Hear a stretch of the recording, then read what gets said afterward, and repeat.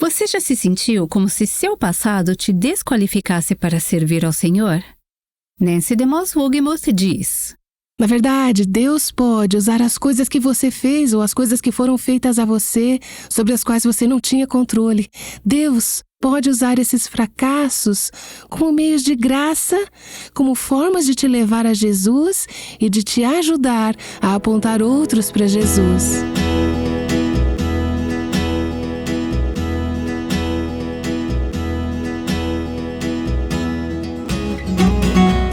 Este é o Aviva Nossos Corações, com Nancy DeMoss Wogemuth, autora de Mulheres Atraentes Adornadas por Cristo, na voz de Renata Santos. Todas nós já fizemos coisas das quais temos vergonha. Na verdade, muitas pessoas têm medo de que algo que esconderam por anos seja descoberto. Deus já conhece seu passado, e isso não te desqualifica do seu amor. Escute enquanto Nancy explica como Deus pode redimir nosso passado e até fazer algo bonito a partir dele. Este é o segundo episódio da série Ruth, o poder transformador do amor redentor. Ao pensar sobre sua história, seu passado ou sua linhagem familiar, você já se perguntou se algumas coisas que aconteceram na sua vida ou no seu passado poderiam te desqualificar para ser realmente usada por Deus? Eu sei que algumas de vocês já se sentiram assim, porque algumas de vocês me contaram isso enquanto conversávamos sobre suas histórias. Vocês se perguntam: como Deus pode pegar essa bagunça do meu passado, esse tipo de família em que cresci, e essas coisas que aconteceram na minha vida, na vida dos meus pais ou avós, como Deus pode fazer algo valioso ou significativo a partir da minha história? Na verdade, todas nós provavelmente temos coisas no nosso passado, sejam nossas ou de membros de nossa família, das quais não nos orgulhamos e que nos envergonhamos. Existe algo em todas as nossas linhagens familiares que não gostaríamos que os outros soubessem. Se fôssemos escrever um livro, uma autobiografia, eu não sei você, mas há algumas coisas que eu gostaria de deixar de fora ao contar sobre o meu passado. Não nos importamos que os outros saibam sobre coisas boas na nossa árvore genealógica, sobre pessoas famosas no nosso histórico, mas há coisas nas nossas famílias, nas nossas linhagens, que preferiríamos que os outros não soubessem. O primeiro parágrafo do Novo Testamento, o Evangelho de Mateus, capítulo 1, é a árvore genealógica de Jesus, é o histórico dele, as pessoas que levaram Jesus a vir à Terra. Nesse parágrafo, encontramos a única menção a Ruth no Novo Testamento. Esta semana começamos um estudo na história de Ruth e antes de irmos para a história no Antigo Testamento, gostaríamos que olhássemos no Novo Testamento e vejamos onde ela se encaixa na linhagem de Jesus. Abra ou acesse a sua Bíblia em Mateus capítulo 1. Vamos ler o primeiro parágrafo. Essas partes das Escrituras são chamadas de genealogias. Às vezes somos tentadas a pular essas partes, mas, na verdade, se pararmos e analisarmos um pouco, descobrimos que há muito significado e muito que pode nos encorajar na nossa caminhada com o Senhor ao olharmos para essas árvores genealógicas. Mateus 1, de 1 a 16. Um registro da genealogia de Jesus Cristo. Aqui está a linhagem dele, e talvez te surpreenda saber que há algumas coisas em sua história familiar que você e eu talvez não tivéssemos incluído se estivéssemos contando nossa própria história. Livro da genealogia de Jesus Cristo, filho de Davi, filho de Abrão. Abraão gerou Isaque, Isaque gerou Jacó, cujo nome, aliás, significa enganador, o que já mostra que há algo um pouco suspeito no passado aqui. Jacó gerou Judá e os seus irmãos. Judá gerou Pérez e Zera, cuja mãe foi Tamar. Pérez gerou Esrom. Esrom gerou Arão. Arão gerou Aminadab. Aminadab gerou Naasson. Você normalmente não lê essas partes, né? Naasson gerou Salmão. Salmão gerou a Boaz, cuja mãe foi Raabe. Boaz gerou Obed, cuja mãe foi Rute. E Obed gerou Jessé. Jessé gerou o rei Davi. E o rei Davi gerou a Salomão, cuja mãe foi aquela que tinha sido mulher de Urias. Pule agora para o versículo 16. Há muitos outros nomes incluídos no parágrafo intermediário, mas quando chegamos ao final desta parte, o fim desta genealogia, e lemos: E Jacó gerou José, marido de Maria, da qual nasceu Jesus, que se chama o Cristo. Jesus forma as duas extremidades dessa genealogia. É a história dele, que lemos no versículo 1, e no versículo 16, lemos que ele nasceu no final dessa linha de indivíduos. Por que devemos nos preocupar em ler essa história, essa genealogia? Em primeiro lugar, ao lermos essa lista de nomes, muitos dos quais não conhecemos e alguns dos quais mal conseguimos pronunciar, somos lembradas de como os indivíduos são importantes para Deus. O nosso Deus se importa individualmente com os homens e as mulheres. Esses nomes, que não significam muito para nós, foram preservados na palavra de Deus e fazem parte do seu plano de redenção. Esses indivíduos importam para Deus, e isso me diz que meu nome importa para Deus, que o seu nome importa para Deus, que Deus sabe exatamente onde nos encaixamos em seu plano e propósitos eternos, e que o nosso lugar é importante para Ele. Em seguida, vemos nessa genealogia, nessa árvore genealógica, a importância para Deus não apenas dos indivíduos, mas também a importância das mulheres. Lembre-se de que essa genealogia foi escrita em uma cultura onde as mulheres eram consideradas seres inferiores, e era incomum, naquela época, que os nomes das mulheres fossem incluídos na genealogia, pois normalmente a linhagem familiar era seguida pelos homens. Mas encontramos nesta história que Deus divinamente inspirou a inclusão de 5 mulheres nesse registro. E observe que tipo de mulheres eram. 4 das 5 mulheres não eram israelitas. Elas eram gentias, o que é uma representação da graça de Deus. Isso realmente prenuncia o plano de Deus de trazer gentios para sua família. Não apenas judeus, mas gentios deveriam ser incluídos na obra de Cristo. E veja quem eram essas mulheres. No versículo 3, lemos sobre Tamar, que foi a mãe de Pérez e Zerá. Lembre-se de que Tamar, cuja história é contada no livro de Gênesis, era a nora cananeia de Judá. Judá e Tamar tiveram um relacionamento incestuoso, e dessa união nasceram Pérez e Zerá. Pérez fazia parte da linhagem de Cristo. Deus pegou essa história horrível, aplicou a sua graça a ela, e a partir daquela linhagem familiar veio o Messias. Depois lemos no versículo 5 sobre Raabe. Raabe, que também era cananeia, era uma prostituta. Ela era uma estrangeira. Sua vida era uma história de fracasso e desgraça, mas Deus a trouxe para sua família. Deus a conduziu à fé e ao arrependimento e fez dessa mulher, com um passado horrível, parte da linhagem de Cristo. Depois, no versículo 5, temos Rute, a terceira mulher dessa genealogia. Ela também era uma estrangeira, era moabita, uma raça desprezada.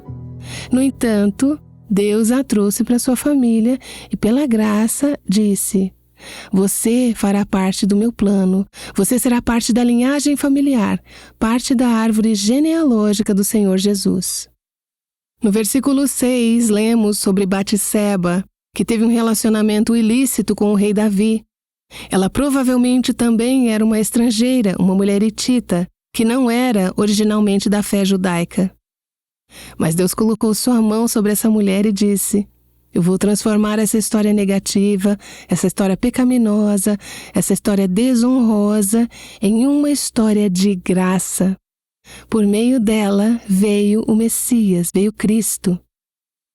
E é claro, temos a quinta mulher, Maria, que era uma mulher judia e tinha um coração puro.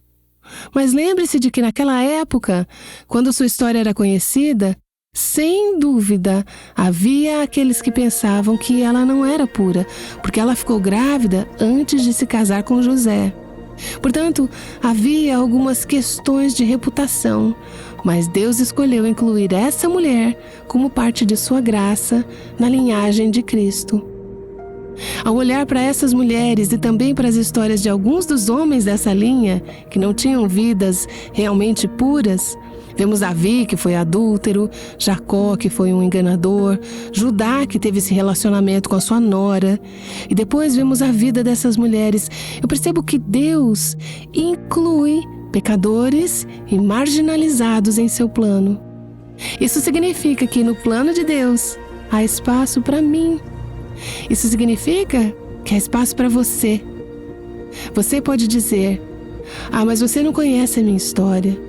Você não sabe o que eu já fiz. Você não sabe o que os meus pais fizeram. Você não sabe que tipo de linhagem familiar eu tenho. Eu me lembro de uma mulher dizendo para mim algumas semanas atrás: começando com seu avô, havia várias gerações de imoralidade horrível, perversão. E ela estava dizendo: se você soubesse do meu passado, poderia pensar que não há lugar para mim no plano de Deus. Bem, Deus conhece o seu passado e Deus conhecia essas mulheres. Ele conhecia esses homens e Ele diz: há espaço para os pecadores, há graça para que os pecadores sejam incluídos no meu plano. É interessante que várias dessas mulheres tiveram falhas graves, assim como os homens dessa linhagem familiar. Mas não há referência a essas falhas nessa genealogia. É como se Deus apenas incluísse seus nomes, mas não se preocupasse em nos dizer neste momento: aqui estão todas as coisas que essas pessoas fizeram que poderiam tê-las desqualificado.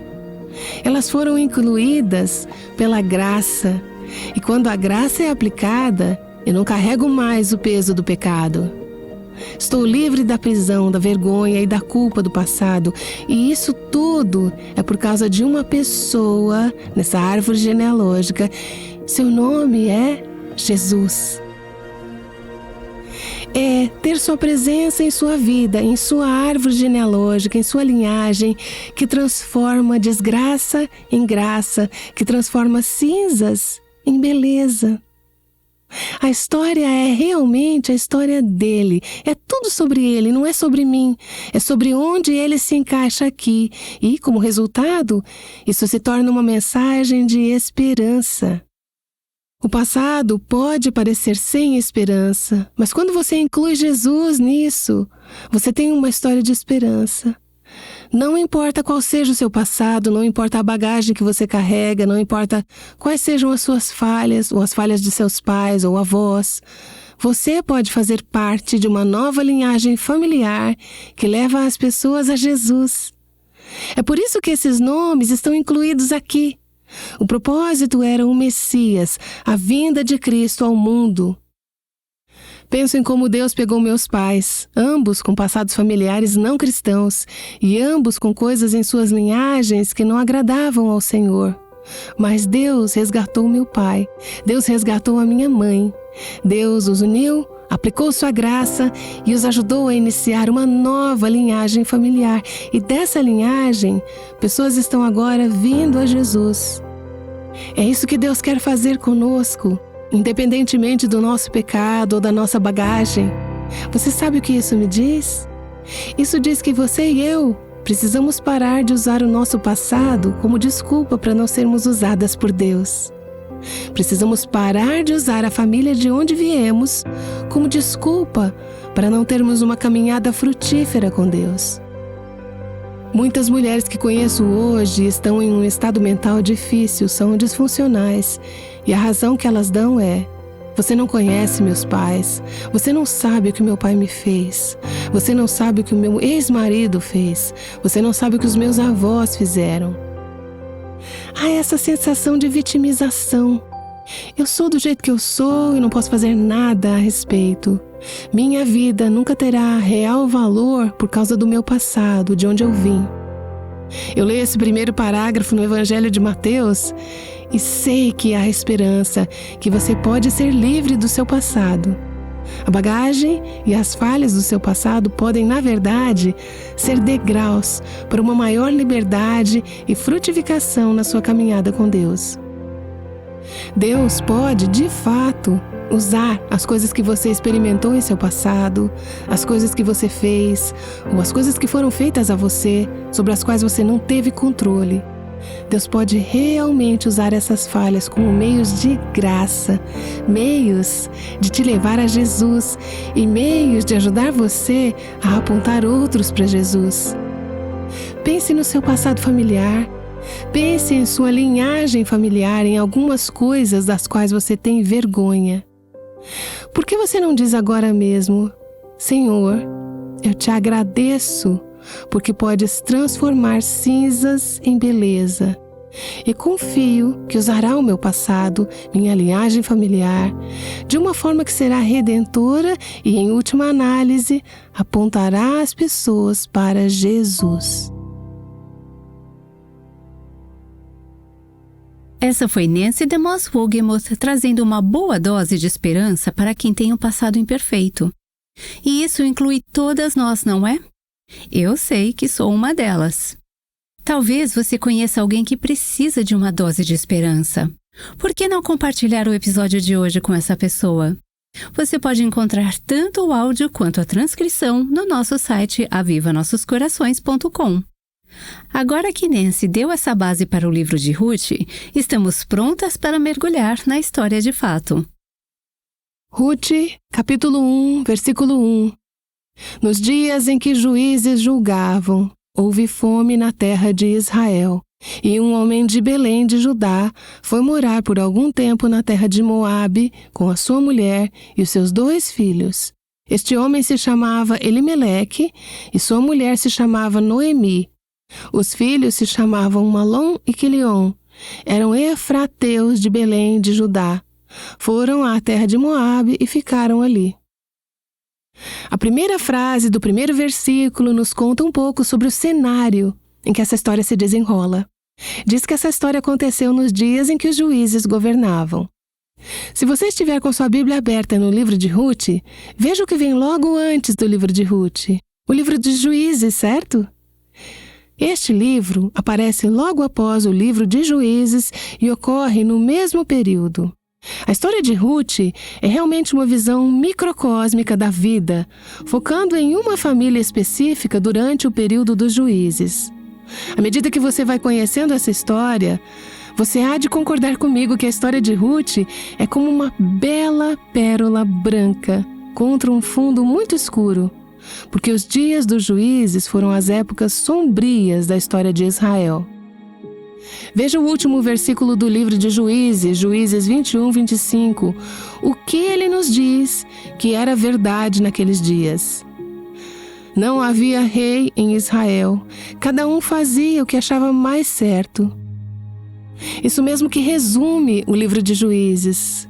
É o resumo dessa era em que o livro de Ruth se passa. Esse é um período de anarquia, apatia ou declínio moral e político. É uma era permissiva, uma era onde as pessoas viviam irresponsavelmente. Elas faziam o que parecia bom, sem considerar as leis de Deus e os caminhos de Deus. Essa história ocorreu há 3.000 anos. Isso soa uma descrição dos dias em que vivemos? As coisas realmente não mudaram muito. Esses foram dias em que os heróis da nação judaica eram os juízes, que frequentemente eram homens fisicamente fortes. Eles tinham destreza militar, mas eram moralmente fracos. Pense em Sansão, por exemplo. Ele era um homem com muita força, mas moralmente fraco e corrupto. Isso descrevia o caráter de muitos que estavam em posição de liderança durante aqueles dias. Se você voltar a Juízes 2, quero ler um parágrafo nesse capítulo que descreve como era durante os dias de Juízes. Juízes 2, 7 diz: O povo serviu o Senhor todos os dias de Josué e todos os dias dos anciãos que ainda sobreviveram por muito tempo depois de Josué e que viram todas as grandes obras que o Senhor tinha feito por Israel. Esse foi o período em que os israelitas viram as obras de Deus. Eles viram Deus libertar o povo da escravidão no Egito. Eles viram a saída do Egito. Eles viram o poder de Deus levando-os pelo Mar Vermelho e pelo deserto. Eles viram o poder de Deus que os levou a Canaã e conquistou as nações estrangeiras lá. Eles viram Deus lhes dar a terra de Canaã. Isso foi quando Josué e os seus pares estavam vivendo. Enquanto aqueles homens de Deus viveram, o povo seguiu a Deus. Mas os versículos 10 a 13 nos dizem: Toda aquela geração também morreu e foi reunida aos seus pais. E depois dela se levantou uma nova geração que não conhecia o Senhor, nem as obras que ele havia feito por Israel. Então os filhos de Israel fizeram o que era mal aos olhos do Senhor, servindo os Baalins. Deixaram o Senhor, Deus de seus pais, que os havia tirado da terra do Egito, e seguiram outros deuses, os deuses dos povos que havia ao redor deles, e os adoraram e provocaram o Senhor à ira, porque deixaram o Senhor e serviram a Baal e Astarote. Isso é uma referência aos deuses cananeus. Canaã, como você sabe, tinha uma economia agrícola. E para que o povo fosse próspero, duas coisas tinham que ser férteis: a terra, para que pudessem ter colheitas, e suas esposas, para que pudessem ter trabalhadores para cultivar as colheitas. O deus principal dos cananeus se chamava Baal. Essa palavra significa senhor ou proprietários. E os cananeus acreditavam que Baal, um falso deus, possuía a terra e que ele controlava a fertilidade. A Será, mencionada neste parágrafo, era considerada a parceira feminina de Baal. Os cananeus acreditavam que a fertilidade da terra e de suas mulheres era devida à atividade sexual entre os deuses. É uma religião muito perversa, e para que os deuses fizessem no céu o que queriam que fosse feito na terra, as pessoas realmente, para lembrar os deuses, iam a lugares que eram colinas, que eram chamados de altos lugares, e realizavam nessas colinas os atos sexuais que queriam que os deuses realizassem no céu, para tornar a terra e as mulheres férteis. Com o tempo, os judeus assimilaram essa cultura cananeia e começaram a praticar esses aspectos de adoração pagã. A passagem em Juízes continua a nos contar nos versículos 14 a 15. A ira do Senhor se acendeu contra Israel e ele os entregou nas mãos de ladrões que os despojavam do que possuíam. Ele os entregou nas mãos dos seus inimigos ao redor e não puderam mais resistir a eles.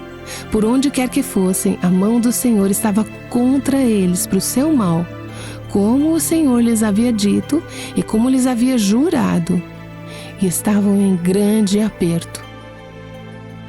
Esta é uma imagem, um lembrete de que quando abandonamos a Deus, quando uma cultura vai pelo seu próprio caminho, Deus trará consequências.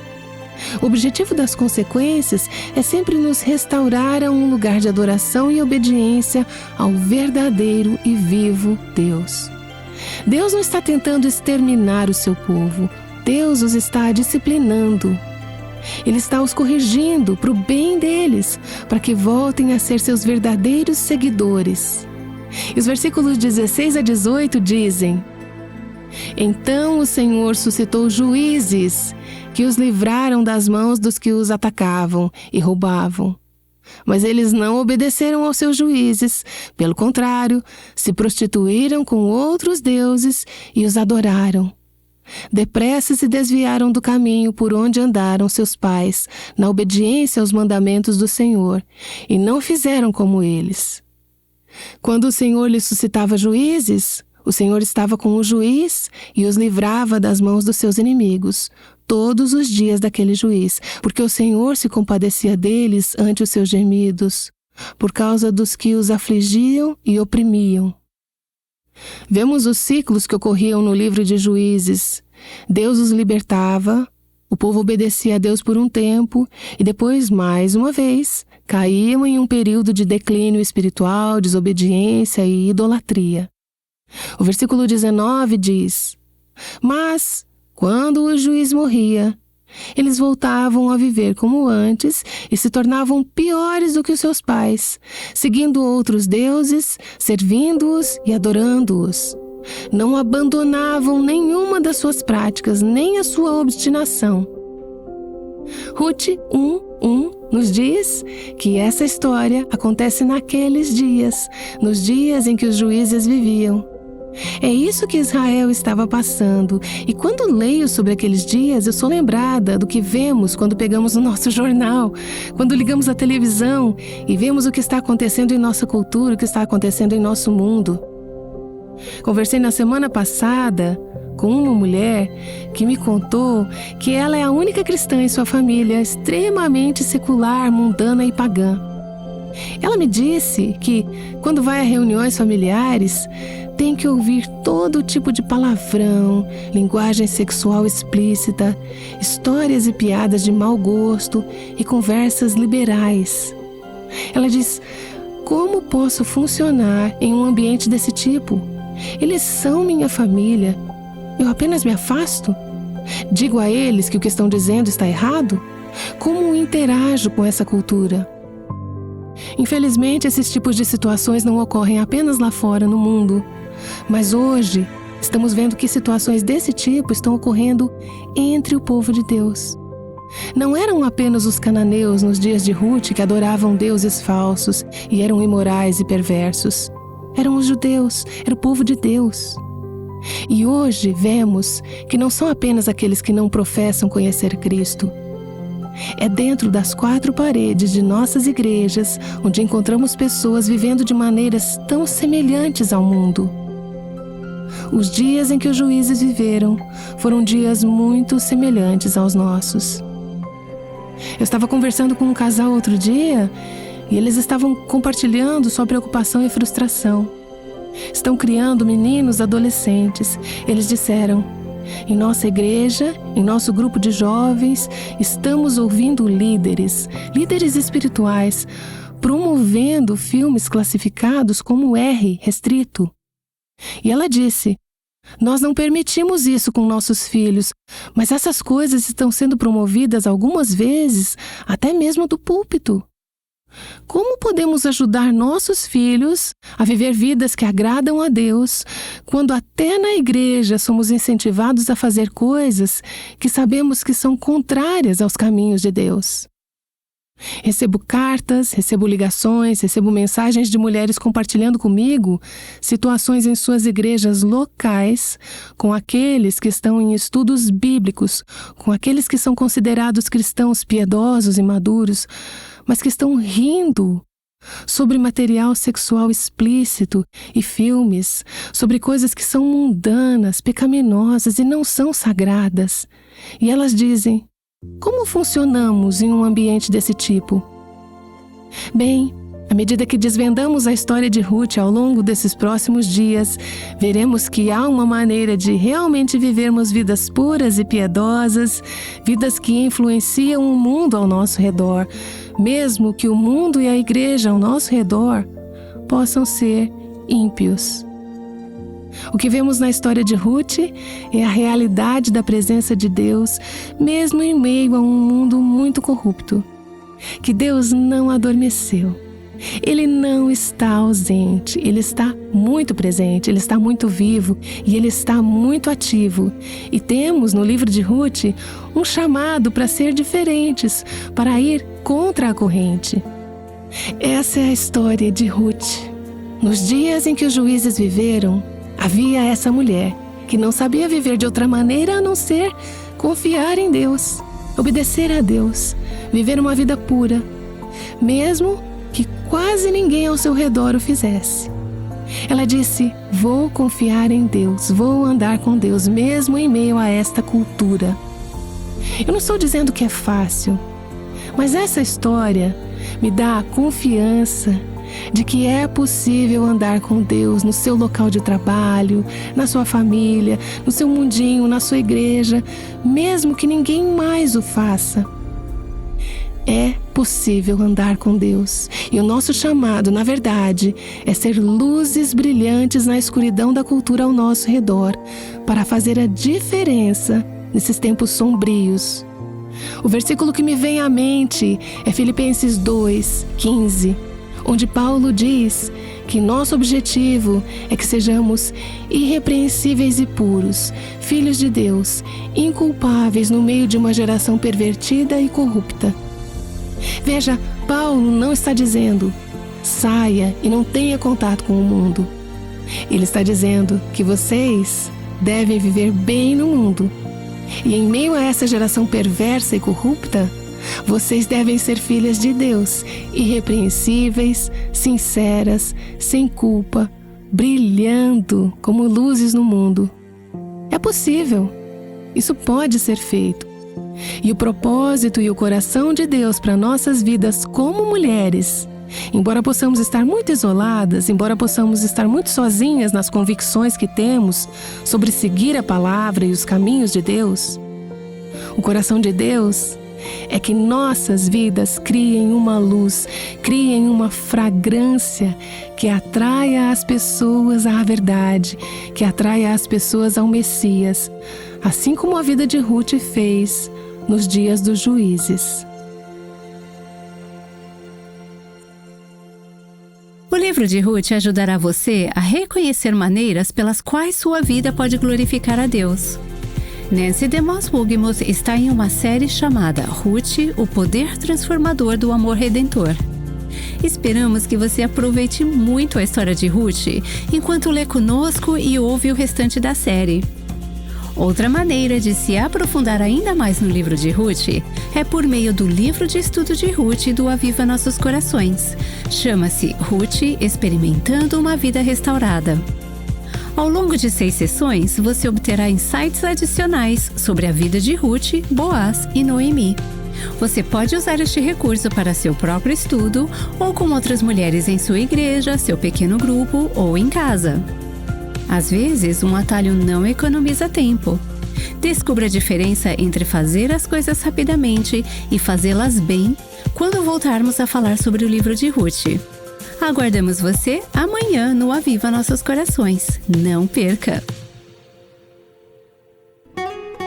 O Aviva Nossos Corações é um ministério em língua portuguesa do Revive Our Hearts com Nancy DeMoss Wolgemuth, chamando as mulheres à liberdade, à plenitude e à abundância em Cristo.